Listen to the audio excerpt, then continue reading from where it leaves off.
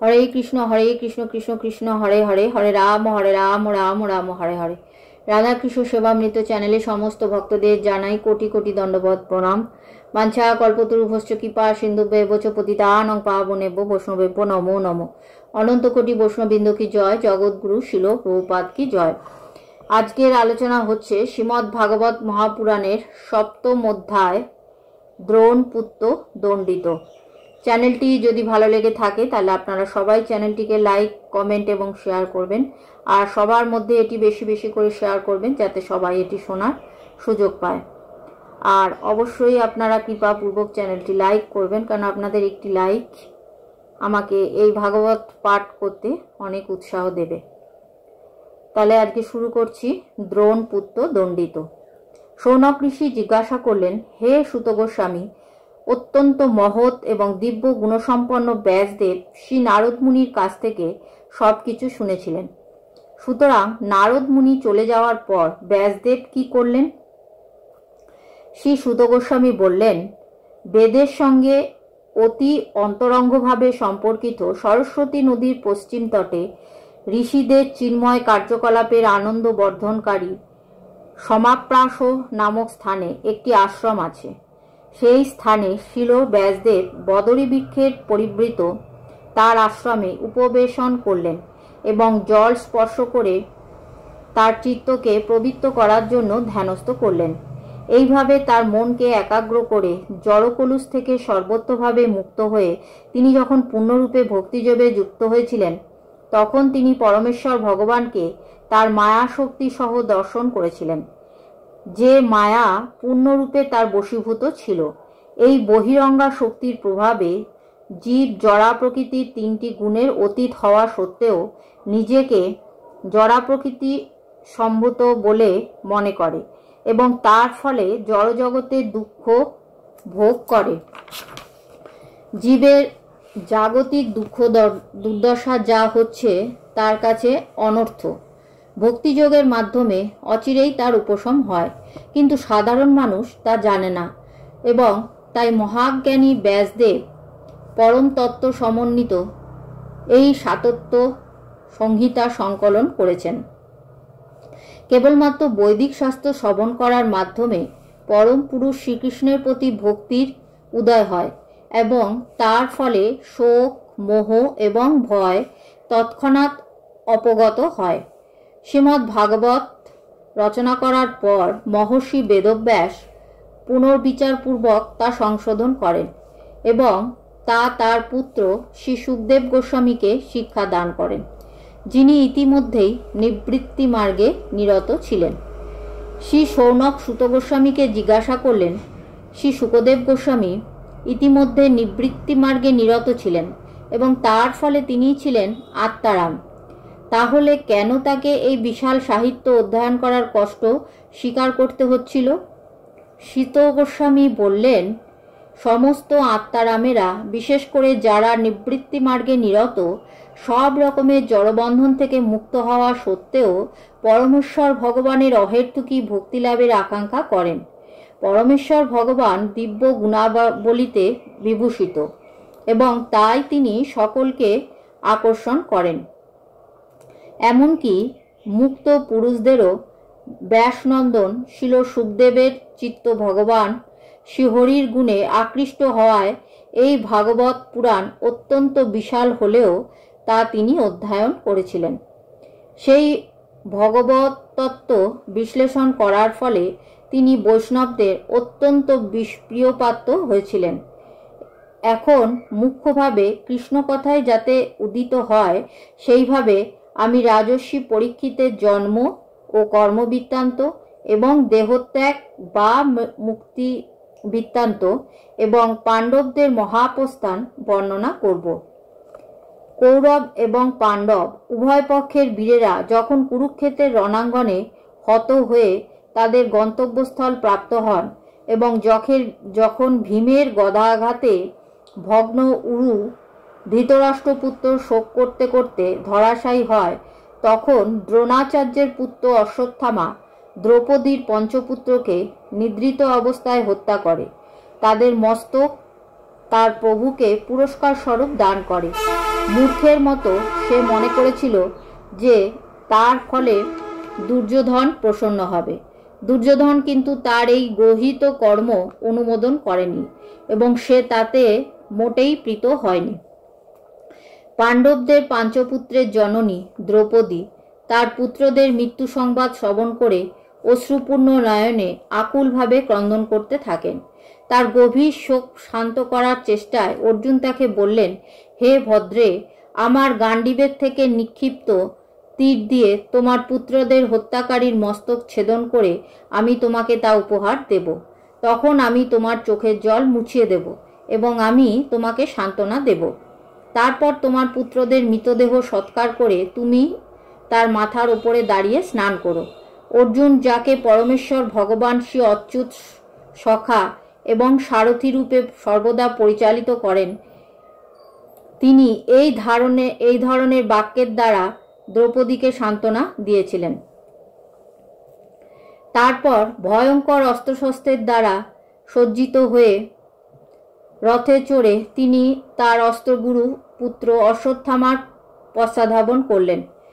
রাজপুত্রদের হত্যাকারী অশ্বত্থামা দূর থেকে অর্জুনকে প্রচণ্ড গতিতে তার দিকে আসতে দেখে অত্যন্ত ভীত হয়ে তার জীবন রক্ষার জন্য রথে করে পলায়ন করে, ঠিক যেভাবে ব্রহ্মা রুদ্রের ভয়ে পলায়ন করেছিলেন।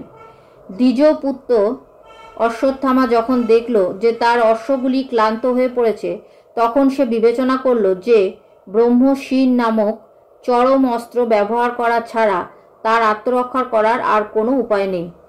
তার জীবন বিপন্ন হওয়ার ফলে সে জল স্পর্শপূর্বক আচমন করে ব্রহ্মশির অস্ত্র প্রয়োগ করার জন্য একাগ্র চিত্তে মন্ত্র উচ্চারণ করল, যদিও সে জানত না কিভাবে সেই অস্ত্রটিকে সংবরণ করা যায়। তার ফলে এক প্রচণ্ড তেজরাশি সর্বদিকে ছড়িয়ে পড়ল। তা এত প্রচণ্ড ছিল যে অর্জুন মনে করেছিলেন যে তার জীবন বিপন্ন, এবং তখন তিনি শ্রীকৃষ্ণকে সম্বোধন করে বললেন, হে কৃষ্ণ, তুমি হচ্ছ সর্বশক্তিমান পরমেশ্বর ভগবান। তোমার বিভিন্ন শক্তির কোনো সীমা নেই, তাই তুমি তোমার ভক্তদের হৃদয় অভয় দান করতে পারো। জড়জগতের দুঃখ দুর্দশার তাপে দগ্ধ সকলেরই মুক্তির পথ হচ্ছ তুমি। তুমি হচ্ছ সেই আদি পুরুষ ভগবান, যিনি সৃষ্টির সর্বত্র নিজেকে বিস্তার করেছেন এবং যিনি হচ্ছেন মায়া শক্তির অতীত। তুমি তোমার চিৎশক্তির প্রভাবে জড়া প্রকৃতির প্রভাব প্রতিহত করেছ। তুমি সর্বদাই চিন্ময় জ্ঞান এবং আনন্দে অধিষ্ঠিত। যদিও তুমি এই জড়া প্রকৃতির অতীত, তবুও বদ্ধ জীবের পরম মঙ্গল সাধনের জন্য তুমি চতুর্বর্গাদি অনুষ্ঠান করে মানুষকে মুক্তির পথ প্রদর্শন করো। এইভাবে ভূভার হরণ করার জন্য এবং তোমার সখাদের ও তোমার অনন্য ভক্তদের নিরন্তর তোমার কথা স্মরণ করবার জন্য তুমি অবতরণ করো। হে দেবতাদের দেবতা, এই ভয়ঙ্কর তেজ কিভাবে সর্বত্র বিস্তৃত হচ্ছে, তা আসছে কোথা থেকে? আমি তা বুঝতে পারছি না। পরমেশ্বর ভগবান বললেন, এটি দ্রোণপুত্রের কর্ম। যদিও সে সেই অস্ত্র সংবরণ করার উপায় জানে না, তবুও সে এই ব্রহ্মশির অস্ত্র নিক্ষেপ করেছে। সে তার আসন্ন মৃত্যু ভয়ে ভীত হয়ে এই কাজ করেছে। হে অর্জুন, আরও একটি ব্রহ্মশির অস্ত্র প্রয়োগের দ্বারাই কেবল এই অস্ত্রের প্রভাব প্রতিহত করা যাবে। তুমিই হচ্ছ অস্ত্র বিশারদ। তোমার নিজের অস্ত্রের দ্বারা তুমি এই অস্ত্রের তেজ প্রতিহত করো। সুত গোস্বামী বললেন, পরমেশ্বর ভগবানের কাছ থেকে সে কথা শুনে অর্জুন প্রবৃত্ত হওয়ার জন্য জল স্পর্শ করে আচমন করলেন এবং তারপর পরমেশ্বর ভগবান শ্রীকৃষ্ণকে প্রদক্ষিণ করে তিনি ব্রহ্মশির অস্ত্রকে প্রতিহত করার জন্য তার ব্রহ্মশির অস্ত্র প্রয়োগ করলেন। সেই দুটি ব্রহ্মশির অস্ত্রের তেজপুঞ্জের সংঘর্ষের ফলে সূর্যমণ্ডলের মতো এক প্রকাণ্ড অগ্নিপিণ্ড নভমণ্ডল এবং সমস্ত গ্রহগুলি আচ্ছাদিত করেছিল। ত্রিভুবনের সমস্ত অধিবাসীরা সেই অস্ত্র দুটি সংঘর্ষণের আগুনের তাপে অনুভব করল। প্রলয়কালীন সংবর্তক আগুনের কথা ভাবতে লাগলেন। এইভাবে জনসাধারণকে উপদ্রুত দেখে এবং গ্রহসমূহের অবশ্যম্ভাবী ধ্বংস আশঙ্কা করে অর্জুন তৎক্ষণাৎ ভগবান শ্রীকৃষ্ণের ইচ্ছা অনুসারে সেই দুটি ব্রহ্মশির অস্ত্রকেই তৎক্ষণাৎ সংবরণ করলেন। অর্জুন ক্রোধে, যার চোখ দুটি তাম্র গোলকের মতো রক্তিম হয়ে উঠেছিল, ক্ষিপ্তভাবে গৌতমীর পুত্রকে গ্রেপ্তার করে একটি পশুর মতো দড়ি দিয়ে বেঁধে ফেললেন। অশ্বত্থামাকে রজ্জুবদ্ধ করার পর অর্জুন তাকে শিবিরে নিয়ে যেতে চেয়েছিলেন। পরমেশ্বর ভগবান শ্রীকৃষ্ণ তখন তার পদ্মের মতো সুন্দর চক্ষুর দ্বারা দৃষ্টিপাত করে ক্রুদ্ধ অর্জুনকে বলেছিলেন, হে পার্থ, যে অশ্বত্থামা নিরাপরাধ নিদ্রিত শিশুদের রাত্রিবেলা হত্যা করেছে, সেই ব্রাহ্মণাধমকে ছেড়ে দেওয়ার যুক্তিসঙ্গত নয়। একে বধ করো। মত্ত, প্রমত্ত, উন্মত্ত, নিদ্রিত, নিচেষ্ট, শরণাগত, ভগ্নরথ, ভয়ার্থ বালক বা স্ত্রীলোক শত্রু হলেও ধার্মিক ব্যক্তি তাকে বধ করে না। যে ঘৃণ্য ক্রূর ব্যক্তি পরের প্রাণ বধ করে, স্বীয় প্রাণ পরিপোষণ করে, তাকে বধ করাই তার পক্ষে মঙ্গলজনক।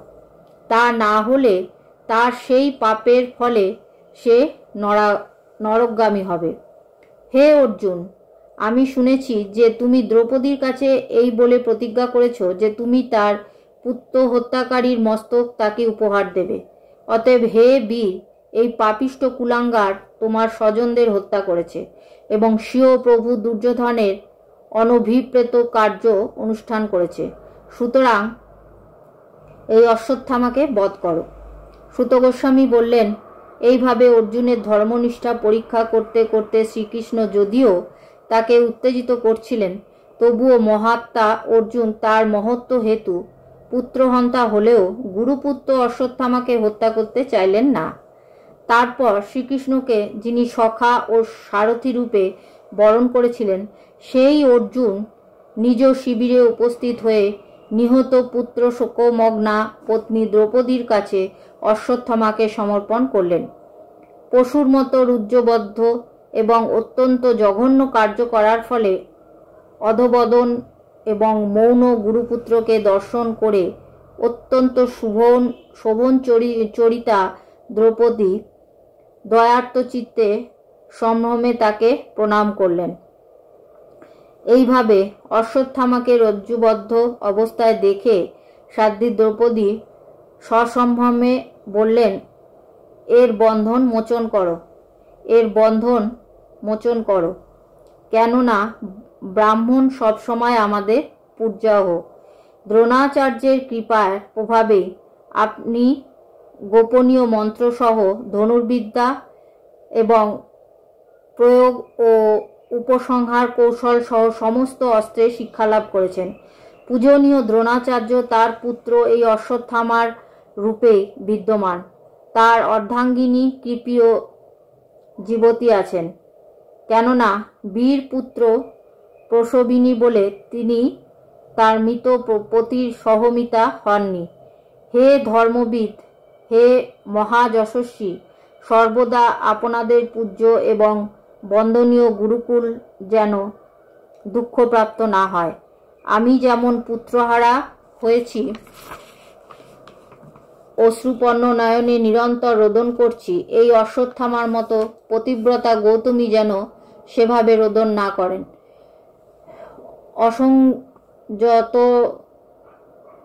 অসংযত মনা যে সমস্ত ক্ষত্রিয় ব্রাহ্মণ কুলের ক্রোধ জন্মায়, সেই ক্রুদ্ধ ব্রহ্মকুল সেই ক্ষত্রিয় বংশকে সপরিবারে শোকে নিমজ্জিত করে শীঘ্র নষ্ট করে। সুত গোস্বামী বললেন, হে ব্রাহ্মণগণ, ধর্মপুত্র যুধিষ্ঠিরের ধর্মনীতি অনুসারে উক্ত রানীর সেই ন্যায়সঙ্গত মহৎ সৎকুরণ এবং সমতাপূর্ণ উক্তি সমর্থন করেছিলেন। মহারাজ যুধিষ্ঠিরের কনিষ্ঠ দুই ভ্রাতা নকুল ও সহদেব এবং সাত্যকী, অর্জুন, পরমেশ্বর ভগবান, দেবকী পুত্র শ্রীকৃষ্ণ এবং অন্যান্য সমস্ত মহিলারা সকলেই মহারাজের সঙ্গে একমত ছিলেন। ভীম কিন্তু তাদের সঙ্গে একমত হতে পারলেন না। তিনি ক্রুদ্ধভাবে প্রস্তাব করলেন যে জঘন্য দুর্বৃত্ত নিদ্রিত শিশুদের অনর্থক হত্যা করেছে তাকে বধ করাই উচিত। পরমেশ্বর ভগবান শ্রীকৃষ্ণ ভীম, দ্রৌপদী এবং অন্যান্যদের কথা শুনে তার বন্ধু অর্জুনের মুখমণ্ডল দর্শন করলেন এবং মৃদু হেসে বলতে শুরু করলেন, ব্রহ্ম বন্ধুকে হত্যা করা উচিত নয়, কিন্তু সে যদি আততায়ী হয় তাহলে তাকে অবশ্যই হত্যা করতে হবে। এই সমস্ত নির্দেশ শাস্ত্রে রয়েছে এবং তোমার কর্তব্য হচ্ছে সেই নির্দেশ অনুসারে আচরণ করা। তোমার প্রিয় পত্নীর কাছে তোমার প্রতিজ্ঞা তোমাকে রক্ষা করতে হবে এবং তোমাকে ভীমসেন এবং আমার সন্তুষ্টি বিধানের জন্য আচরণ করতে হবে। শ্রী সুত গোস্বামী বললেন, ঠিক সেই সময় অর্জুন ভগবানের নির্দেশ হৃদয়ঙ্গম করলেন এবং তার তরবারির দ্বারা তিনি অশ্বত্থামার মস্তকের কেশরাশি এবং মণি ছেদন করলেন। শিশু হত্যা করার ফলে অশ্বত্থামার দেহের দীপ্তি ইতিমধ্যেই হারিয়ে গিয়েছিল এবং এখন তার মস্তকের মণি কেটে নেওয়ার ফলে সে সম্পূর্ণভাবে তেজহীন হয়ে পড়ল। এই অবস্থায় তাকে বন্ধনমুক্ত করে শিবির থেকে বার করে দেওয়া হলো। মস্তক মুন্ডন করা, সম্পদ থেকে বঞ্চিত করা এবং বাসস্থান থেকে বহিষ্কার করে দেওয়া হচ্ছে ব্রহ্মবন্ধুর উপযুক্ত শাস্তি। দৈহিকভাবে তাকে হত্যা করার নির্দেশ নেই। তারপর পাণ্ডবেরা এবং দ্রৌপদী শোকার্ত চিত্তে তাদের মৃত আত্মীয়দের সৎকার অনুষ্ঠানে সম্পাদন করেছিলেন। আজকের পাঠ এই পর্যন্তই। পরের দিন আবার পরের পাঠ করে শোনাবো। রাধে রাধে।